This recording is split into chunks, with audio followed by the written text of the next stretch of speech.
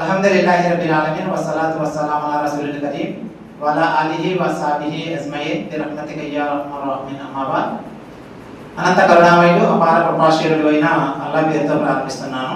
ప్రియ ధార్మిక పెద్దలకు, నా తోటి సోదరులకు, నా తోటి విద్యార్థులకు అందరికీ అస్సలాము అలైకుం వరహ్మతుల్లాహి వబరకాతుహు. అల్లాహ్ తబారక తఆలా అపారమైనటువంటి కృపా కటాక్షాలు మీపై, నాపై, మనందరిపై కురియుగాక. సోదర మహాశయులారా, ఈరోజు మనం ఖురాన్ శిక్షణా సమావేశంలో ఉంచినటువంటి ఆయత ఏంటంటే 6వ సూరా అనామ్ సూరా నుండి 71వ ఆయత ఇవ్వడం జరిగింది. కానీ మన వాళ్ళందరూ కూడా 73వ ఆయత వరకు కూడా చదివేటువంటి ప్రయత్నం చేశారు. ఆల్రెడీ గ్రూప్ లో కూడా చూడండి 71వ ఆయత మాత్రమే పెట్టడం జరిగింది. కనుక మిత్రులారా, ఏదేమైనప్పటికీ చాలా మంది ఇందులో పాల్గొన్నారు. దాని యొక్క ముఖ్య ఉద్దేశాలు వాళ్ళు అర్థం చేసుకున్నటువంటి దాని కనుక అల్లాహ్ దయ వల్ల చెప్పగలిగారు. అల్లాహ్ తబారక తఆలా మరింత జ్ఞానాన్ని నాకు, మీకు, మనందరికల్లా ప్రసాదించుగాక. వాస్తవంగా ఈ ఆయతలో ఒకే ఆయతను మనం పరిశీలిద్దాం. మొత్తం 3 ఆయతలు వద్దు. ఒకటి ఏంటంటే 71వ ఆయత, 6వ సూరాలో 71వ ఆయత ఏదైతుందో దాన్నే మనం పరిశీలన చేసేటువంటి ప్రయత్నం చేద్దాం ఇన్షాల్లాహ్. ఎందుకంటే 3 ఆయతలు చేయాలి అంటే ఇది చాలా టైం పడుతుంది. అర్థం కాకుండా వాక్యాలు చెప్పుకునే కంటే అర్థమయ్యేలా ఒక ఆయత చెప్పుకోవడం ఉత్తమమైనటువంటి విషయం. ఏమంటే దీన్ని దృష్టిలో పెట్టుకునేటువంటి ప్రయత్నం ఇన్షాల్లాహ్ చేయండి. వాస్తవంగా ఖురాన్ చదివేటప్పుడు ఆ వాక్యాలు ఎక్కడ అవతరించాయో చూడాలి. ఎక్కడ అవతరించాయండి? మక్కాయ మదీనా. అంటే దాని అర్థం ఏంటంటే మొక్క ఒకటే చూడకూడదు. ఆ ఆయతలు మనం ఎక్కడ అవతరించాయో సూరాను కూడా చూడాలి. ఈ ఆయతలు ఎక్కడ అవతరించాయి? అనామ్ సూరా ఎక్కడ అవతరించింది? మక్కాలో అవతరించింది. వాక్యాలు సెంటెన్స్ ని బట్టే మన వాక్యాలు ఎక్కడ అవతరించాయో తెలిసిపోతుంది మనకి. ఎందుకంటే మక్కా మరియు మదీనాలో మాత్రమే ఖురాన్ అవతరించింది. 10 మరియు 13 23 సంవత్సరాల కాల వ్యవధిలో అవతరించింది. చాలా చెప్పుకున్నాం. అంటే మీరు ఈ వాక్యాలు ఎక్కడ అవతరించాయో కూడా చూడలేదు అంటే మరి మనం ఏం ట్రైనింగ్ అవుతున్నాం అనే విషయాన్ని ఒకసారి ఆత్మపరిశీలన అందరూ నాతో సహా చేసుకునేటువంటి ప్రయత్నం అందరూ చేయాలి. ఎక్కడ అవతరించే వాక్యాలు ఇవి? మక్కాలో అవతరించినటువంటి వాక్యాలు. కనుక మన చాలా మంది వాక్యాలు చెప్పినటువంటి విషయం ఇందులో ముఖ్యంగా 5 పాయింట్లు ఉన్నాయండి. ఒకే ఆయతలో 5 పాయింట్లు మనకి కనబడుతున్నటువంటి విషయాలు. ఒకటి ఏంటంటే అల్లాహ్ను తప్ప ఇతరుల్ని ఎవరిని కూడా ఆరాధించకూడదు. మొట్టమొదటి యొక్క పాయింట్లో ఉన్నటువంటి విషయం. రెండోది ఏంటంటే ఇబాదత్, అంటే అల్లాహ్ ఇచ్చిన ఇబాదత్ ఏదైతే ఉందో దాన్ని మళ్ళా వెనక్కి తిరిగిపోవడం. దాని నుంచి మనం వెనక్కి తిరగకూడదు. అల్లాహ్ తబారక చూపించినటువంటి మార్గం నుంచి మనం వెనక్కి తిరిగేటువంటి ప్రయత్నము చేయకూడదు. మూడోది ఏంటంటే సైతాన్ యొక్క మోసంలో మనం పడకూడదు. ఒకే ఆయతలో ఉన్నటువంటి విషయం మనం. నాలుగో విషయం ఏంటంటే సత్య మార్గం వైపునకు పిలిచేవారి మాట మనం వినాలి. నాలుగో విషయం. ఐదో విషయం ఏంటంటే అంతిమ గమ్యం అల్లాహ్ సంపూర్ణ విధేయతే. అంతిమ గమ్యం ఏంటి? అల్లాహ్ యొక్క సంపూర్ణమైనటువంటి విధేయతే. ఈ 5 విషయాలు 6వ సూరాలో 71వ ఆయతలో ఉన్నాయి. మొత్తం 3 ఆయతలు కాదు, 71వ ఆయతలో ఉన్నటువంటి విషయాలు ఏంటంటే 5 విషయాలు ఇందులో దాగి ఉన్నటువంటి విషయాలు. అదే మాట వాస్తవంగా ఈ మాట ఎవరు చెప్తున్నారు? వాక్యాలు ఎవరికి చెప్తున్నారు? ఎవరికి చెప్పమంటున్నారు? ఒకసారి ఆలోచించాలి. ఎవరికి చెప్పమంటున్నారు? అల్లాహ్ ప్రవక్త ముహమ్మద్ సల్లల్లాహు అలైహి వసల్లం గారితో మక్కాలో ఉన్నటువంటి ప్రజలకు చెప్పమంటున్నాడు. అల్లాహ్ తబారక తఆలా చూసుకోవాలి. సెంటెన్స్ మనం చూసుకునే ప్రయత్నం చేయాలి. ఏమన్నాడు? ప్రవక్త సల్లల్లాహు అలైహి వసల్లం వారిని ఇలా అడుగు. ఎవరు చెప్తారు ఇది? ఇక్కడ ప్రవక్త చెప్పట్లేదు. ప్రవక్త వారికి అల్లాహ్ తఆలా చెప్తాడు వారిని ఇలా అడుగు. ఎందుకంటే సంతానం ఏంటంటే మీ మాటలు కొన్ని మేము వింటాం, మా మాటలు మీరు కొన్ని వినంటే మేము కొన్ని మేము ఆరాధిస్తే మీరు కొన్ని మాయ ఆరాధిస్తే రకరకాల వ్యవహారాలు ఉన్నాయి తిరుగుబాటు ఉన్న సందర్భంలో. ఇక్కడ చెప్పేటువంటి మాట ఏంటంటే వారిని ఇలా అడుగు. ఎవరిని అడుగు? ఎవరైతే నీ సందేశాన్ని కట్టొస్తున్నారో, దాన్ని విశ్వసించడానికి ధిక్కరిస్తున్నారో, అనేక మంది ముందు తలలు వంచుతున్నారో, దేవునితో పాటు భాగస్వాములుగా చేస్తున్నారో వారిని నువ్వు ఏం చేస్తావంటే ఇలా అడుగు. ఎవరితో చెప్తాడు అల్లాహ్ తఆలా ఇది? లేదండి, ప్రవక్త ముహమ్మద్. మెయిన్ విషయం మనం కాన్సెప్ట్ చూసుకునేటువంటి ప్రయత్నం చేయాలి. ప్రవక్త చెప్పేది వేరుగా ఉంటుంది, వేరొకరు చెప్పేది వేరుగా ఉంటుంది, అల్లాహ్ డైరెక్ట్ గా చెప్పేటువంటి విషయాలు వేరుగా ఉంటాయి. ఇక్కడ చెప్పే విషయం అంటే ప్రవక్త సల్లల్లాహు అలైహి వసల్లం వారిని ఇలా అడుగు. అల్లాహ్ను వదిలిపెట్టి మీకు లాభం కానీ నష్టం కానీ మాకు లాభం కానీ నష్టం కానీ కలిగించలేని వారిని మేము వీడుకోవాలా? వాళ్ళని అడగట్లేదు అక్కడ. మేము ఏడుకోవాలా చెప్పండి మీరు. ఆ ప్రజల్ని ప్రవక్త మహమ్మద్ గారిని అడగమని అల్లాహ్ చెప్తాడు. మీరు వారిని అడగండి ఏమని, మేము దైవాన్ని అల్లాహ్ని విడిచిపెట్టి, సర్వ సృష్టికర్తను విడిచిపెట్టి, మమ్మల్ని తయారు చేసినటువంటి వాడిని విడిచిపెట్టి, భూమి ఆకాశాలను నిర్మించినటువంటి వాడిని విడిచిపెట్టి, మాకు జీవన మరణాలు ఇచ్చినటువంటి వాడిని విడిచిపెట్టి, మాకు ఉపాధిని పెట్టేటువంటి వాడిని విడిచిపెట్టి, మాకు ఆరోగ్యాన్ని, శక్తిని, సామర్థ్యాన్ని ఇచ్చినటువంటి వాడిని విడిచిపెట్టి, మా అమ్మల గర్భాల్లో మా రూపాలను తీర్చిదిద్దినటువంటి వాడిని విడిచిపెట్టి, మాకు లాభము మేలు అన్ని ఇచ్చేటువంటి వాడిని విడిచిపెట్టి, మేము మాకు లాభం కానీ నష్టం కానీ కలిగించలేని వారిని మేము వేడుకోవాలా చెప్పండి సమాధానం అంటున్నారు. ఎవరు అంటున్నారు ఈ మాట? ప్రవక్త మహమ్మద్ సల్లల్లాహు అలైహి వసల్లం గారితో అల్లాహ్ తఆలా చెప్పేస్తున్నాడు. వారిని అడుగు. వాళ్ళు అంటున్నారు కదా ఇది ఆరాధించండి, ఇది నిజం, అది ఇది అంటున్నారు కదా, అప్పుడు వారిని అడుగు. అర్థమైందండి? ఈ కాన్సెప్ట్ లో ఉన్నటువంటి దాంట్లో మరొక మొదలు మనం తీసే ప్రయత్నం చేస్తాం. అంటే మేము ఆరాధించేవాడి చేతిలోనే లాభం ఉంది, మేము ఆరాధించేవాడి చేతిలోనే నష్టము కూడా దాని, మేము ఆరాధించే వారి చేతిలోనే మేలు ఉంది, మేము ఆరాధించేటువంటి ఆయన చేతిలోనే కీడు కూడా ఉంది. శుభము అశుభము, మేలు కీడు సర్వమే ఎవరి దగ్గర ఉందంటే మేము ఎవరినైతే ఆరాధిస్తున్నామో ఆయన చేతుల్లోనే ఉంది. అలాంటప్పుడు మాకు లాభం కానీ నష్టం కానీ కలిగించలేనటువంటి వారు ఎవరినైతే మీరు చెప్తున్నారో వారిని మేము ఆరాధించాలా చెప్పండి, సమాధానం చెప్పండి, మీరు చెప్పండి అని ఎవరిని అడగమన్నాడు ప్రవక్త మహమ్మద్ సల్లల్లాహు గారిని. వారు ఎవరైతే ముస్లింలు ఉన్నారో, బహుదైవారాధకులు ఉన్నారో వారిని అడగమని అల్లాహ్ చెప్తున్నాడు. కాన్సెప్ట్ ఇది అర్థమైందండి? ఇక్కడ ఇందులో మొట్టమొదటి దాంట్లో దాగున్నటువంటి విషయం ఏంటంటే మిత్రులారా, ఏంటి ఒకటి ఆరాధన కేవలం ఎవరికి ప్రత్యేకించాలి? సృష్టి ప్రభు అయినటువంటి అల్లాహ్కు మాత్రమే ప్రత్యేకించాలి. ఎందుకంటే ఆయన చేతిలోనే సమస్తము కూడా ఉన్నాయి కనుక లేనటువంటి వారి ముందు మేమేలా చేతులు చాచాము? మీరు కూడా చేతులు చాచకండి నాయన, వారి చేతులు ఏమి లేవు, ఉంటే చెప్పండి చెప్పండి అంటున్నారు కదా. మీరు ఏమైనా ఉంటే చెప్పండి అనేటువంటి విషయం మొట్టమొదటిగా ఇందులో దాగున్నటువంటి విషయం. ఒకవేళ మనకి కూడా చాలా మంది సోదరులు అంటారు అలా కాదు, ఇలా అయితే బాగుంటుంది, అలా అయితే బాగుంటుంది, ఇలా అయితే బాగుంటుంది అంటే అప్పుడు మనం డైరెక్ట్ ఈ వాక్యాలు చెప్పొచ్చు. ఏంటి నాయన మీరు అనేది నిజమైతే వాళ్ళ చేతుల్లో మేలు లేదు కీడు లేదు. అంతేకాదు వాళ్ళ మేలు కీడులే ఈ చేతిలో ఉన్నాయి. వాళ్ళ మేలు కీడులే, వాళ్ళ మంచి చెడులే, వాళ్ళ జీవన మరణాలే అల్లాహ్ చేతుల్లో ఉన్నాయి. అల్లాహ్ చేతుల్లో అన్నీ ఉంటే ఏమీ లేనటువంటి వారు ముందు మమ్మల్ని ఎలా ఆరాధించమంటారు, ఎలా చేతులు చేసమంటారు అని అడగండి అంటున్నాడు అల్లాహ్ తఆలా. ఇక్కడ ఇలాంటి వాళ్ళు అనుకోని మంది ఎదురవుతుంటారు, వారిని అడగండి. వారి జీవం పోసేవారా, జీవం పోయించుకున్నవారా, మేలు చేసినటువంటి వారా, మేలును పొందినటువంటి వారా? అర్థమైందా?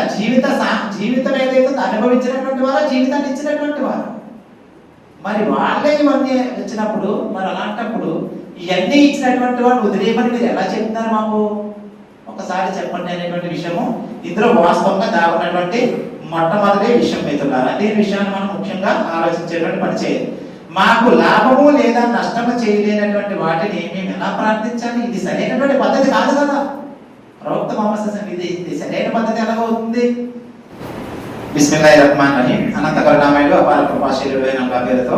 సోదర మహాశైలరా, ఇందులో ఉన్నటువంటి ముఖ్యమైనటువంటి పాయింట్లు మనం విభజించే ప్రయత్నం చేస్తే ఇందులో 5 పాయింట్లు మనకు కనబడుతున్నాయి. అందులో మొట్టమొదటి పాయింట్ ఏంటంటే మేము ఎవరైతే ఉన్నామంటే ప్రవక్త మహమ్మద్ సల్లల్లాహు అలైహి వసల్లం మేము అనేటువంటి దాంట్లో ఏంటంటే ఆయన యొక్క అనుసరులు వ్యవహారం అన్ని కూడా మనకు వచ్చేస్తాయి. మాకు లాభం కానీ నష్టం కానీ కలిగించలేనటువంటి వారిని మేము ఆరాధించాలా అని వారిని డైరెక్ట్ గా ప్రశ్న. అంటే సమాధానం ఎవరు చెప్పాలి? వాళ్ళు చెప్పాలి, లేదా వాళ్ళు ఆలోచించాలి. ఇది నిజమే కదా, ఇది ఎంతవరకు వాస్తవాన్ని వారు ఆలోచించడం కోసం, ఆలోచింప చేయడానికి ఆలోచన కల్పించే వాక్యాలు, రెండోది ప్రశ్నించేటువంటి వాక్యాలు కూడా. చెప్పండి మీరు అనేది నిజమైతే దీనికి సమాధానం చెప్పండి, మేము అనేటువంటి దానికి సమాధానం చెప్పండి అనేటువంటి మాట ఉంది. రెండోది వారిని ఆలోచింప చేసేటువంటి విషయం కూడా ఇందులో దాగున్నటువంటి విషయం మనకు కనబడుతున్నటువంటి విషయాలు మిత్రులారా. అందులో మనం చెప్పినటువంటి మాకు లాభం కానీ నష్టం కానీ కలిగించలేనటువంటి వారిని మేము ఆరాధించడం అనేటువంటిది ఇది సరైనటువంటి పని కాదు అనే విషయాన్ని ప్రశ్న చాలాసార్లు మనం మాట్లాడుకుంటాం. ఏ అధికారి సంతకం అయితే మనకు అవసరమో ఆ అధికారి దగ్గరికి వెళ్ళి మనం సంతకం పెట్టించుకోవాలి. అంతేనంటే కదా, చాలాసార్లు మనం మాట్లాడుకుంటాం. ఉదాహరణగా కలెక్టర్ గారి యొక్క సంతకం చెల్లుబాటు అవుద్ది. కలెక్టర్ గారి దగ్గరికి వెళ్ళే ముందు చాలా మంది కనబడతారు మనకి. ఎవరి దగ్గర ఉన్నటువంటి గ్రీన్ పెన్ తో సంతకం పెట్టించుకుని వచ్చేస్తే సరిపోద్దా? లేదు. ఆ గ్రీన్ పెన్ తో సంతకం పెట్టేటువంటి స్థాయి కొంతమందికి ఉంటుంది అంటే అందరికి ఉండదు. అందరూ గ్రీన్ పెన్ ఎవరైనా కొనుక్కు పెట్టచ్చు కదా, కానీ అవ్వదు. కానీ ఆ సంతకం ఎవరు పెట్టగలిగే అవకాశం ఉంటుంది. అలా కలెక్టర్ గారితో సంతకం ఉన్నప్పుడు మరి బయట గ్రీన్ పెట్టించుకు వచ్చేస్తామా? ఆ అక్కడికి లేదు. ఆ సంతకం కూడా చెల్లుబాటు కూడా కాదు. కనుక మనం ఎక్కడ ఎవరిని కలాలి, ఎవరిని అడగాలి? కలెక్టర్ దగ్గరికి వెళ్ళాలి. ఇక్కడ సర్వ సృష్టికి యజమాని, సర్వ సృష్టిని పాలించేవాడు, పోషించేవాడు, పరిరక్షించేటువంటి వాడు, సంరక్షించేటువంటి వాడు, ఇవన్నీ కలిగినటువంటి అన్ని అధికారాలు ఎవరి గుప్పెట్లోనైతే ఉన్నాయో ఆయన్ని ఆరాధించడమే మనిషి జీవితానికి సార్థకత.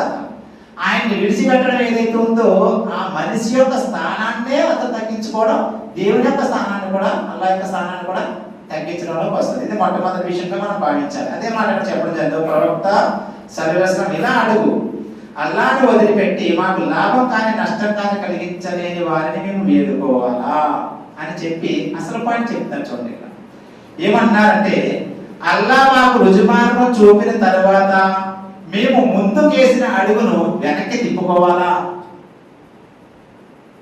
అర్థమైందండి? ఈ మాట చూడండి ఎంత చక్కగా ఎవరు చెప్తారు. ఇది ప్రవక్త మహమ్మద్ చెప్తున్నారు. ఈ మాట అల్లాహ్ తాలా డైరెక్ట్ గా అల్లాహ్ తాలా వాళ్ళని అడగమని చెప్తాడు. ఏంటి? మాకు ఇక్కడ చెప్తున్నటువంటి అల్లాహ్ మాకు రుజుమార్గం చూపిన తర్వాత, అల్లాహ్ మాకు రుజుమార్గం చూపిన తర్వాత కూడా మేము ముందుకేసినటువంటి అడుగును వెనక్కి తీసుకోవాలి. మీ మాటలని మేము వెనక్కి తీసుకోవాలా అనేటువంటి మాటలు ఉన్నటువంటి మార్గం. ఇక్కడ ఒక బాగా అర్థం చేసుకోవాల్సిన విషయం ఏంటంటే, మార్గదర్శకత్వం ఎవరు చూపించాలి, ఎవరికి చూపించి హక్కు కలిగి ఉన్నారు. నిజమైన మార్గదర్శకత్వాన్ని చూపించగలిగేటువంటి శక్తి సామర్థ్యాలు ఎవరి ఆధీనంలో ఉన్నాయి? ఎవరి ఆధీనంలో ఉన్నాయి? ప్రవక్త ఆధీనంలో కూడా లేవు. నౌజుబిల్లాహ్ అల్లాహ్ మన్నించగాక. అల్లాహ్ ఆధీనంలో ఉన్నాయి. ఎందుకంటే అల్లాహ్ చూపిన మార్గంలో ప్రవక్త వారు నడిచారు అంతే. ప్రవక్త వారు చూపిన మార్గంలో అల్లాహ్ తాలా కాదు, అల్లాహ్ చూపిన మార్గంలోనే ప్రవక్త మహమ్మద్ నడిచారు. ఒక ప్రవక్త వారే కాదు, 1,24,000 మంది ప్రవక్తలు కూడా అల్లాహ్ చూపిన మార్గదర్శకత్వంలోనే నడిచారు తప్ప వీళ్ళ మార్గంలో ప్రజలను నడిపించలేదు. అల్లాహ్ మార్గదర్శకత్వంలో ప్రజలను వీళ్ళు నడిచారు, ప్రజలను కూడా నడిపించారు. అంటే ఇప్పుడు మార్గదర్శకత్వం ఎవరు చూపించాలి? ఇమాం గారా, మౌజాన్ గారా, ముఫ్తీ గారా, హాఫీజ్ గారా, ఆలిం గారా?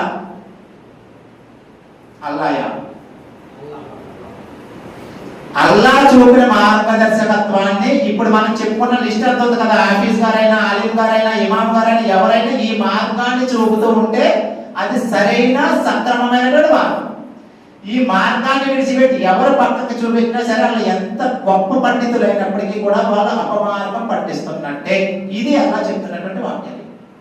ఎవరైనా సరే, ఎంత పెద్ద వ్యక్తులైనా సరే, ఎంత పురాణ తిరిగి చెందినటువంటి వాళ్ళైనా సరే, అల్లాహ్ మార్గదర్శకత్వానికి ఆపోజిట్ చెప్తే వాళ్ళు అజ్ఞానం వైపున ప్రజల్ని తీసుకెళ్తున్నారు. అందులో ఏ విధమైనటువంటి సందేహం లేదు. అందులో మొట్టమొదటి విషయం ఏంటి?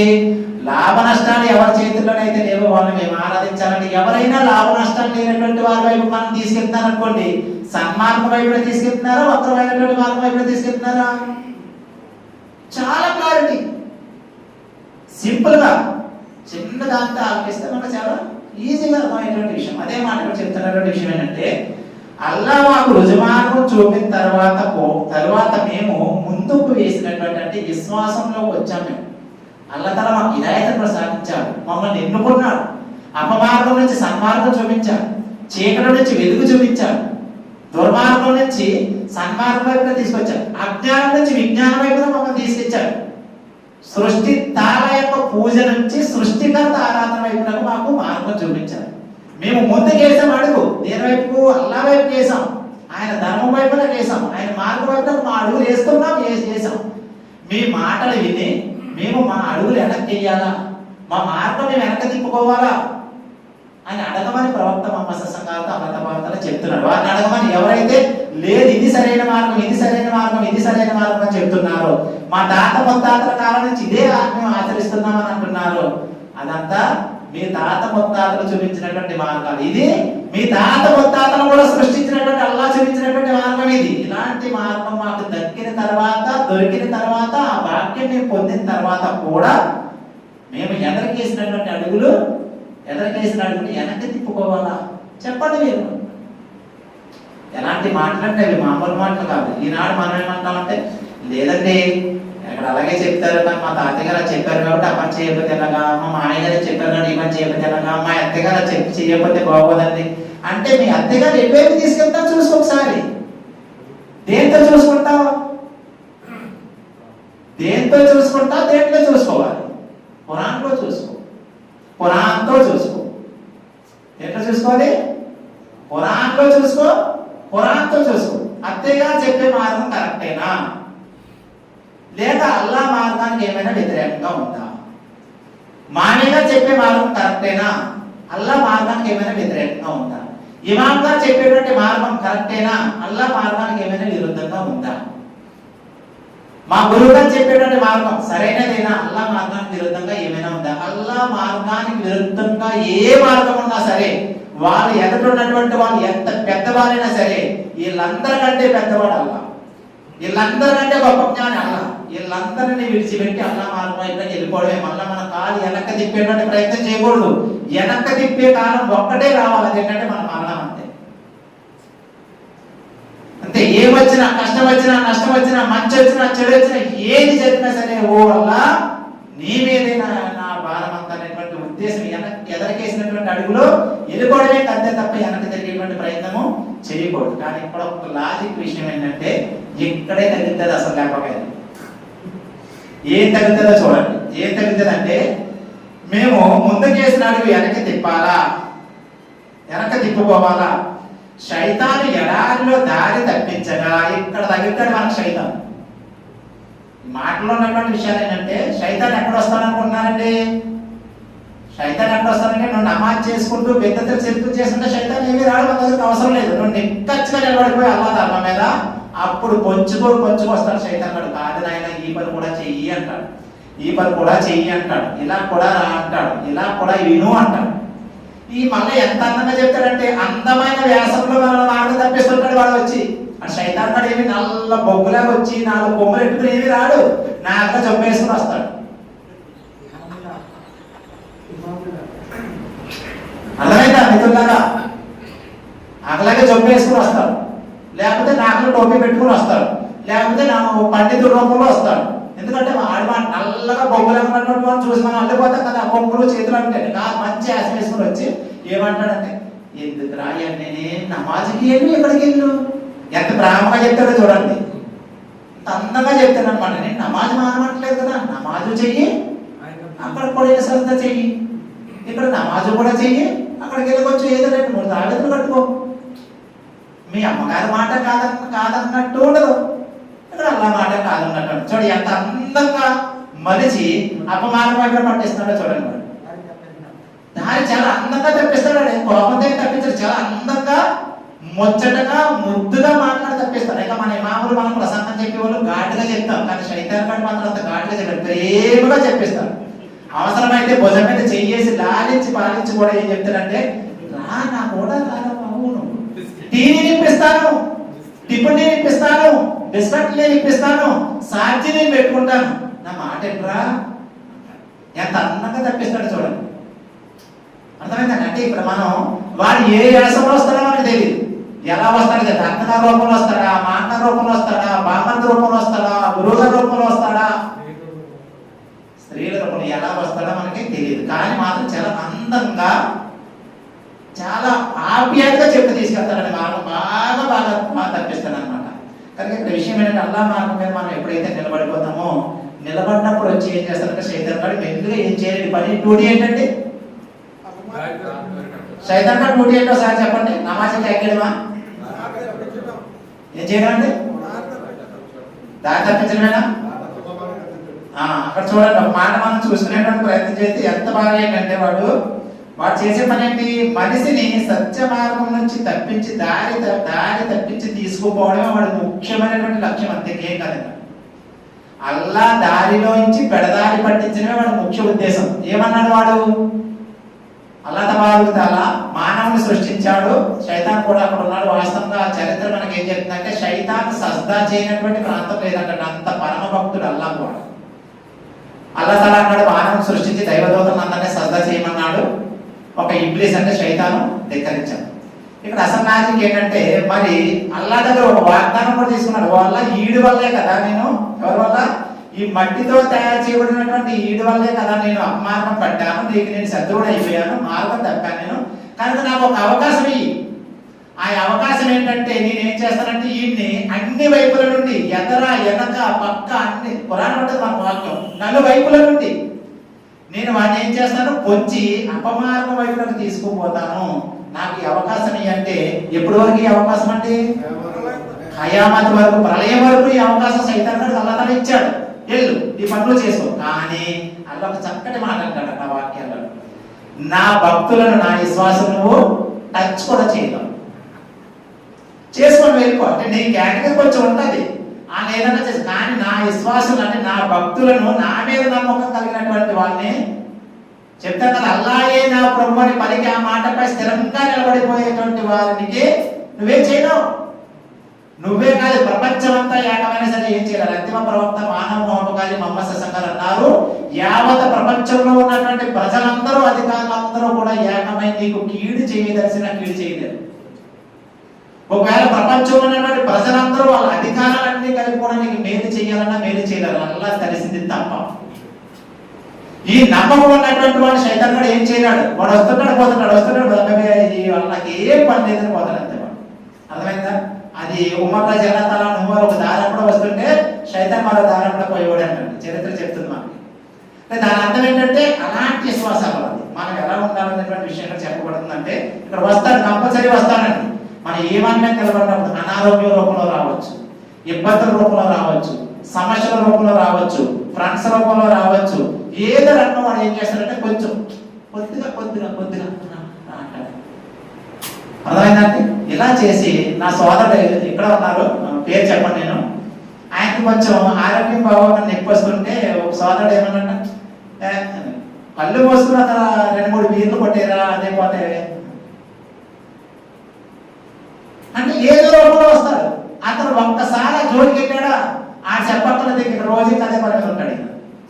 అంటే చూడండి, అక్కడ ఆయన గమనించాడు కాబట్టి, గుర్తించాడు కాబట్టి, శైతాన్ గారు నా సన్నిధికి వస్తున్నాడు అని గమనించాడు కాబట్టి ఆయన కట్ట మేలుకున్నాడు. ఆరోగ్యం గురించే కదా చెప్పాడు, మంచి మాట చెప్పాడు కదా అని ఒక్కసారి అందరూ కొలిగితే అతను మళ్ళీ ఇక్కడ రాకూడదు, వేరే చోటకి వెళ్ళి కూర్చొని ఉంటుంది. అలాంటి త్యాగాలు, అటువంటి విశ్వాసం కూడా ఇందులో ఉన్నారు. పేరు చెప్పండి, ఇందులో అలాంటి విశ్వాసం కూడా అల్లాహ్ దగ్గర ఉన్నారు. ఇందులో తెలుసా, నాకు ఒంటరిగా చెప్పారు కాబట్టి నేను ఆ విషయం చెప్తాను. పేరు చెప్పడం సభలో చెప్పలేదు, ఇందులో మన సభలో ఉన్నారు అలాంటి విశ్వాసం నిలబెట్టుకోవడం కోసం. కనుక నేను చెప్పేటువంటి మాట శైతాన్ గాడు వస్తారండి. శైతాన్ గాడు అయితే మనం అనుకున్నట్టుగా మాత్రం ఆడు నల్ల బొగ్గులాగా కొమ్ములతో 10-20-30 చేతులతో వచ్చి భయంకరంగా ఏం కనపడ్డు, అందంగా వచ్చి ముచ్చటగా మనం తప్పించి పక్క తీసుకెళ్ళి వదిలేస్తాడు అంతే. మళ్ళీ మార్గం వైపు రావడానికి అవకాశం దొరకదు. అదే మాట ఇక్కడ చెప్తున్నటువంటి మాట ఏంటంటే, సైతాను చెప్తున్నటువంటి మాట ఏంటి, శైతాన్లు ఎడారిలో దారి తప్పించగా సహచరులు ఇటురా సరైన మార్గం ఇక్కడ ఉంది అని పిలుస్తూ ఉన్నప్పటికీ గాబరా పడి కలవరపాటుతో తిరిగేవాడి స్థితి మాదిరిగా మేము మా స్థితిని మార్చుకోవాలని ప్రశ్నించాలి. అల్లాహ్ తఆలా ప్రశ్నించమన్నాడు. శైతాన్ గాడు దారి తప్పి జనాల్లో వదిలేసాడు అనుకో, వాడు గాబరపడేగా తిరుగుతాడు. అంటే మా స్థితిని కూడా మేము అలా చేసుకోవాలా? లేదు, మాకు సరైన గమ్యం ఉంది, సరైన మార్గం ఉంది, సరైన దారి ఉంది. ఆ దారి మేము ఎక్కడ స్టార్ట్ అయ్యామో మాకు తెలుసు, ఎక్కడికి చేరతామో మాకు తెలుసు. మీ ఎవరైతే శైతాన్ దారి తప్పించినటువంటి గాబరాపడి తిరిగేటువంటి వారి మాత్రమే మేము అయిపోవాలని మీరు కోరుకుంటున్నారా ఏంటని ప్రశ్నించమంటున్నాడు కదా ఇక్కడ. కనుక దీని ద్వారా మనం అర్థం చేసుకోవాల్సినటువంటి విషయం ఇది మిత్రులారా. అయితే రెండో విషయం సంబంధించినటువంటి విషయంలో మీకు చెప్పకుండా శైతాన్ దగ్గర మనం వెళ్ళిన రెండో విషయంలో చెప్పినటువంటి మాట ఏంటి, హిదాయత్ ఏదైతే వచ్చిన తర్వాత మన కాలు వెనక్కి వేసుకోకూడదు. ఏదైతే అల్లాహ్ మీద విశ్వాసం వచ్చిందో ఆ విశ్వాసాన్ని ఎట్టి పరిస్థితుల్లోనే కూడా మనం కాలు వెనక్కి తిప్పేటువంటి ప్రయత్నం చేయకూడదు. 2 కాళ్ళు ముడిపెట్టేదాకా కూడా పెడతారు కదండి. ఎప్పుడు అల్లాహ్ తఆలా అంటాడు, ఒక కాలుతో జత చేయబడినప్పుడు అంటాడు అల్లాహ్. ఖురాన్లో చెప్తారు. అది ఎప్పుడు మనం ప్రపంచం చెరిపోయిన తర్వాత మన వాళ్ళు ఏం చేస్తారంటే 2 కాళ్ళు దగ్గర కట్టి దారి ఎందుకు కడతారంటే అది సున్నతలో కలుగుతున్నాం కాదు. అలా కట్టకపోతే కాళ్ళు ఇలా ఇడిపోయి ఉంటాయి, మన దగ్గరికి రావు. ఎందుకంటే నరాలన్నీ తోడిపోతాయి కాబట్టి దాన్ని అలా కడతారు. నోరుకు వచ్చిన దగ్గర నొక్కి కడతారు. ఇవన్నీ ఎందుకంటే అవి ఎలా ఉన్నాయి అలా వదిలేస్తే మన దగ్గరికి రావు. ఎందుకంటే చచ్చిపోయిన తర్వాత బాడీలో ఉన్నటువంటి అన్ని కూడా బిగిసిపోతాయి కాబట్టి చేసేటువంటి ప్రయత్నం. అంటే ఇక్కడ చెప్పేది ఏంటంటే ఒక కాలుతో జత చేయబడినప్పుడు అంటే అప్పుడు వరకు కూడా మన విశ్వాసాన్ని వదలకూడదు, సన్మార్గాన్ని వదలకూడదు, అల్లా ధర్మాన్ని మనం వదలకూడదు. ఎంతమంది ఎన్ని ప్రలోభాలకు గురి చేసినా సరే, ఎన్ని రకాలుగా మనకి ఎన్ని మాటలు చెప్పినా సరే ఇది మాత్రం వదులుకునేటువంటి ప్రయత్నము చేయకూడదు అనేటువంటి మాట ఇక్కడ చక్కగా చెప్పడం జరుగుతుంది. శైతాన్ గారు పొంచి ఉన్నాడు, జాగ్రత్త, మిమ్మల్ని ఏదో రకంగా మార్గం తప్పించేటువంటి ప్రయత్నం చేస్తాడు, ఆ మాయలో మీరు పడకండి అనేటువంటి మాట ఇక్కడికి చెప్పడం జరిగింది. వాడి లక్ష్యం ఒకటే, అల్లా ఇబాదత్ నుంచి దూరం చేయాలి, అల్లా ధర్మం నుంచి దూరం చేయాలి. ఒక్క మాటగా చెప్పాలంటే ఖురాన్ నుంచి ముస్లిం సమాజాన్ని దూరం చేస్తే చాలా పెద్ద శైతాన్ వాళ్ళు కూడా వినండి. మనం ఖురాన్ నుంచి ముస్లిం దూరం చేసినటువంటి వాడు హ్యాపీ, ఇంకేమీ లేదు, ఇంకా మన సమాజంలో పరంటే ఇంకేమీ లేదు. ఇంకా వాడి నమాజులు, వాడి ఉపవాసాలు, వ్యవహారాలు, యాంత్రిక ఉపవాసాలు, యాంత్రిక నమాజులు లేకపోతే కానీ అల్లాహ్ సంపూర్ణంగా విధేయుడిగా వాడి జీవితం ఉండదు. ఖురాన్ నుంచి దూరం చేయడానికి వచ్చేవాడు కూడా శైతాన్ లోపల వచ్చినట్టే. వాడు ఎవరైనా సరే, నేనైనా మీరైనా సరే, ఖురాన్ నుంచి ఒక ముస్లింను దూరం చేస్తున్నాడంటే వాడు కూడా ఎవరు? వాడు శైతాను పన్నినటువంటి వలలో చిక్కుకోపోయినటువంటి వాళ్ళే. కనుక జాగ్రత్త జాగ్రత్త జాగ్రత్త మిత్రులారా. మనకి వ్యక్తుల మీద ప్రేమ ఉండొచ్చేమో కానీ అల్లా కంటే ఎక్కువ ప్రేమ ఉండకూడదు. ఈ విషయాన్ని మనం జాగ్రత్తగా చూసుకునేటువంటి ప్రయత్నం ఇన్షాల్లా మీరు నేను కూడా మనం చూసేటువంటి ప్రయత్నం చేయాలి. ఇక అందులో నాలుగో విషయం ఏంటంటే సత్య మార్గాన్ని పిలిచేటువంటి వారు ఎవరైతే ఉన్నారో వాళ్ళ మాట కూడా మనం ఏం చేయాలి? వినాలి.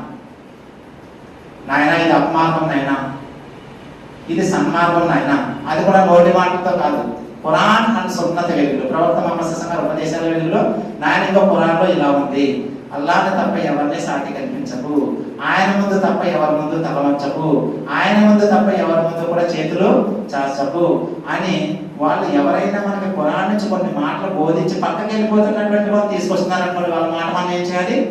వినాలి. ఇవి చేసిన పని అదే. మన సోదరులు వెళ్ళారు, కొంతమంది సోదరుల్ని పిలుచుకుని వచ్చారు. ఎందుకు? నాయన అపమానం వైపునకి వెళ్ళకండి, అల్లా ఆగ్రహం వైపుకి వెళ్ళకండి, సన్మార్గం వైపునకు రండి, ఖురాన్ వైపునకు రండి, సరైన మార్గం వైపునకు రండి, అల్లా నిజమైనటువంటి ఇబాదత్ వైపునకు రండి అని పిలవడానికి వెళ్ళారు. ఇలాంటి పిలుపు వచ్చినప్పుడు ఆ పిలుపు మనం ఏంటని అనుకోకుండా వాళ్ళ పిలుపుకు బదులు పలుకుమని అన్నారు. అర్థమైందండి? ఇలా మరి వేరొకరు పిలుపునా వాళ్ళు పిలుస్తారు, వీళ్ళు పిలుస్తారు, అందరూ పిలుస్తారు. మన మోహిత్ భాయ్ గారు అన్నారు, మరి చాలా మంది చాలా రకాలుగా పిలుస్తారంటే ఏ రకమైతే ఖురాన్కు అనుగుణంగా ఉందో ఆ రకం వైపు మనం రావాలంతే. ఇక్కడ ఏమీ లేదు. ఎవరు శత్రువులు కాదు, మనకి ఎవరు మిత్రులు కాదు కదా. మనకి మిత్రులు ఎవరంటే అల్లా మార్గం వైపు పిలిచేవాడు, మనకు శత్రువు ఎవరంటే అల్లా మార్గం నుంచి దూరం చేసేవాడు. మరి ఎవరైనా అంతే కదండి. మనకి ఈ విషయం మనం చూసుకునేటువంటి ప్రయత్నం తప్పనిసరిగా మనం చేయాలి. ఇక్కడ ఏం చెప్పడం జరుగుతుందంటే అక్కడ దారి తప్పిపోయినటువంటి వారిని సరైనటువంటి మార్గం వైపు రా అని పిలుస్తున్నప్పుడు మనం ఏం చేయాలి? వాళ్ళ పిలుపులకు మనం బదులు పలకాలి. బదులు పలకడం అంటే ఏంటి? రావాలి, వినాలి. నాకు మాట్లాడటం వల్ల యథార్థం ఏంటో మనకు తెలుస్తుంది. చిన్న మాట చెప్తారు, మా సార్జన్ భాయ్ గారు ఈ ఆలోచన కొన్ని విషయాలు మాట్లాడారు. ఇప్పటికైనా మైక్ దగ్గర మాట్లాడలేదు, ఏదో ఒకసారి మా రేపు లేదా ఏదో చిన్న మాట చెప్పినట్టు ఇప్పటికి మైక్ దగ్గర వచ్చి మాట్లాడలేదు. ఆయనకి 2 రోజుల క్రితం ఇది ఫోటో పెట్టాను, రండి గురుగారు ఇక్కడ ఒక శిక్షణా సమావేశం జరుగుతుంది, మీరు కూడా. కానీ ఆయనకి ఎంత తప్పన తెలుసండి, సమాజం ఎలాగ అయిపోతుంది, మన సోదరులు నరకం వైపుకి వెళ్ళిపోతున్నారు, అపమార్గం వైపుకి వెళ్ళిపోతున్నారు, వాళ్ళు ఎలా రక్షించాలి, ఎలా కాపాడు చెప్పాలన్నది కానీ ఎలా చెప్పాలో తెలియట్లేదని ఆయన ఆవేదన వ్యక్తం చేసేవారు. రెండుసార్లు ఇక్కడ ఒక శిక్షణా సమావేశం జరుగుతుంది, అందులో మీరు పాల్గొనండి, మీ సమాజాన్ని దూరం చేసుకోండి, దీని ద్వారా మీరు పని అందరికి తీసుకెళ్ళాలంటే వచ్చారు అన్నతల ధైర్యంగా చాలా చక్కటి విషయం మన ముందు వచ్చారు. మాట ఎందుకు చెప్తానంటే ఆవేదన ఉంది, కానీ ఎలా చేయాలో తెలియాలంటే ఏం చేయాలి? ఇలాంటి సమావేశాల్లో వస్తే ఎలా చేయాలో గైడెన్స్ దొరుకుతుంది, దారి దొరుకుతుంది. ఆ దారి ఎలాగా? ఇబ్రాహిం చెప్పేదారో, రహమాన్ గారు చెప్పేదారో కాదు, ఈ దారి ఎలాగా? ఖురాన్ చూపేటువంటి మార్గం మనకి దొరుకుతుంది. అంటే ఈ విషయాలు మనం ఆలోచించడం పని తప్పనిసరిగా చేయాలి. ఎవరైనా పిలుస్తుంటే మనం ఏం చేయాలంటే పిలుపులకు సత్య వైపునకు, సత్య మార్గం వైపునకు పిలుస్తుంటే పిలుపు మనం ఏం చేయాలి? బదులు పలకాలి, మార్గం వైపునకు రావాలి. కొంచెం కష్టంగా ఉంటుంది, అయినా ఇష్టంగా వచ్చామనుకోండి అల్లా తర్వాత ఇష్టపడిపోతుంది. కొంచెం కష్టం ఉంటుంది, అంటే రోజు వచ్చి కూర్చోవాలంటే, వారం కూర్చోవాలంటే కష్టమే, రోజు నమాజ్ చేయాలంటే కష్టమే, రంజాన్ నెలలో పొడుగు మార్చుకోవాలంటే కష్టమే. ఆ కష్టాన్ని ఇష్టంగా మార్చుకున్నాం అనుకోండి, కష్టాన్ని ఇష్టంగా మార్చుకుంటే పిల్లల మీద ప్రేమ వాళ్ళని పోషిస్తున్నామంటే కష్టంతో పోషిస్తామా, ఇష్టంతో పోషిస్తామా? ఇష్టంతో పోషిస్తాం కాబట్టి 8 గంటలు కూడా మనకు కష్టంగా అనిపించదు కదండి. అలాగే అల్లా మీద ఇష్టంతో మనం కష్టంగా భావించేదాన్ని ఉద్దేశం వస్తే మార్గం దక్కినట్టే. కనుక ఆ సమయం కూడా దగ్గర పడుతుంది కాబట్టి ఇంకా చివరి మాట ఏంటంటే మిత్రులారా, అందరూ చెప్తున్నటువంటి మాట, అల్లా వైపుకి ఎవరైనా పిలుస్తుంటే దాన్ని ఏం చేయాలో తిరస్కరించేటువంటి పని చేయకూడదు. ఐదో విషయం ఏంటంటే అంతిమ గమ్యం అల్లా సంపూర్ణ విధేయతే. ఇందులో చెప్పేటువంటి ఒక్క ఆయతలో చెప్తున్నటువంటి మాట ఏంటంటే 6వ సూరాలో 71 ఆయతలో చెప్తున్నటువంటి ఒక్క ఆయతలో చెప్తున్నటువంటి మాట ఏంటంటే అంతిమ గమ్యం ఏదై ఉండాలో ఒక మోమిన్కి, ఒక విశ్వాసకి ఏదై ఉండాలి, ఏదై ఉండాలనేటువంటి విషయంలో మనం చెప్పబడుతుందంటే మిత్రులారా, అల్లాహ్ సంపూర్ణమైనటువంటి విధేయత ఏదైతే ఉందో ఇదే మన అంతిమ గమ్యం. ఇంకోటి అంతిమ లక్ష్యం ఇదే మనం ఏమీ లేదు. నేను అల్లాహ్ ఇష్టమైపోయింది, అల్లాహ్ నేనంటే ఇష్టమైపోయింది, అంతే, ఏమీ లేదు. ఇంకా ఎందుకే స్వర్గాలు, ఆ వనాలు అవన్నీ తర్వాత విషయాలు. ముందు మనం అల్లాహ్ ఇష్టమైపోయాం అనుకోండి, అల్లాహ్ మనం ఇష్టమైపోతే అల్లాహ్ దగ్గర ఉన్నాయండి మనయే కదా. ఏంటి అల్లాహ్ మనం అంటే ఇష్టపడాలి, మనం అల్లాహ్ అంటే ఇష్టపడాలి, ఇంకేమీ లేదు. ఇంకా అల్లాహ్ మనం అంటే ఇష్టపడిపోయాడు అనుకోండి, ఉదాహరణగా తండ్రి రాస్తే ఎవరిది, కొడుకులకే కదా, అంతే కదండి. ఆ తండ్రి మాట కొడుకు వినప్పుడు, ఆ మాట లెక్క చేయనప్పుడు, ఇష్టాచారంగా తిరుగుతున్నప్పుడు ఏం చేస్తాడు, ఏ అనాథాశ్రమానికో వృద్ధాశ్రమానికో రాసేస్తాడు, అంతే కదా. అలాగే ఇక్కడ అల్లాహ్ తాలా ఏంటంటే మనం అంటే అల్లాహ్ ఇష్టపడిపోవాలి, అల్లాహ్ అంటే మనం ఇష్టపడిపోవాలి. మనం ప్రతి పనిలో కూడా అల్లాహ్ ఇష్టం ఉందా లేదా, అల్లాహ్ నన్ను ఇష్టపడతాడా లేదా, ఈ పని మనం చేస్తే మన అంతిమ లక్ష్యం అల్లాహ్ యొక్క విధేయత తప్ప మరొకటి ఏమీ లేదనేటువంటి మాట ఇక్కడ చక్కగా ఈ 5 పాయింట్లో ఒక వాక్యంలో చెప్పినటువంటి మాట, మొత్తం 3 వాక్యాల్లో చెప్పిన మాట కాదు, 6వ సూరాలో 71 ఆయతలో చెప్పినటువంటి చక్కటి మాట్లాడారు. కనుక సోదరులారా, సమయం చాలా అయింది కాబట్టి చిన్న మాట చివరిగా చెప్పేది ఏంటంటే, ఏది ఏమైనా, ఎలాంటి పరిస్థితులు మనకు ఎదురైనా, ఎలాంటి కష్ట నష్టాలు మన బొమ్మ తొక్కినా, ఓ అల్లాహ్ నీవు తప్ప మరొక్కడు నాకు లేడు, నీవే నాకు రక్షకుడువు, నీవే నాకు రక్షించేటువంటి వాడు, సపోర్ట్ ఇచ్చేటువంటి వాడు, సహకారం అందించేటువంటి వాడు, మేలు చేసేటువంటి వాడు, కష్టాలను దూరం చేసేటువంటి వాడు కేవలం నీ ఒక్కడు తప్ప మరొక్కడు లేడు అనేటువంటి మాటపై స్థిరంగా నిలబడిపోవడమే ఒకే ఒక ముఖ్య ఉద్దేశం. ఆ నిలబడిపోయే మన ఊపిరి వదిలేదు, అంతేం లేదు. మన ఊపిరి ఆ విశ్వాసం మీద ఊపిరి వదిలేస్తే మన జీవితం సక్సెస్. లేదా ఓ కాలు అటువైపు, ఓ కాలు ఇటువైపు, ఓ మాట అటువైపు, ఓ మాట ఇటువైపు, ఓ మార్గం అటువైపు, ఓ మార్గం ఇటువైపుకి వెళ్ళావా, నీ జీవితం ఇబ్బందులు పాలైపోద్ది. నువ్వు చేసిన ఆచారాలన్నీ బూడిదలో పోసిన పన్నీరు అయిపోతాయి. నీ విశ్వాసం కాస్త అల్లాహ్ దగ్గర ఉపయోగపడకుండా పోతుంది. కాబట్టి అల్లాహ్ తాలా మిమ్మల్ని నన్ను మనందరినీ కూడా చెప్పే కంటే వినే కంటే ఆచరించేటువంటి భాగ్యాలను ప్రసాదించాలని చివరి శ్వాస వరకు కూడా విశ్వాసంపై నిలకడగా ఉంటూ శైతాన్ మార్గాన్ని ఎప్పటికప్పుడు పసిగడుతూ దానికి దూరంగా ఉండేటువంటి భాగ్యాలను తాలా మీకు నాకు మనందరికీ ప్రసాదించాలని మనస్ఫూర్తిగా కోరుకుంటూ నా యొక్క ఈ ఖురాన్ యొక్క శిక్షణ సమావేశంలో వివరణ మీ ముందు ముగిస్తున్నాను. అస్సలాము అలైకుం వరహ్మతుల్లాహి వబరకాతుహు.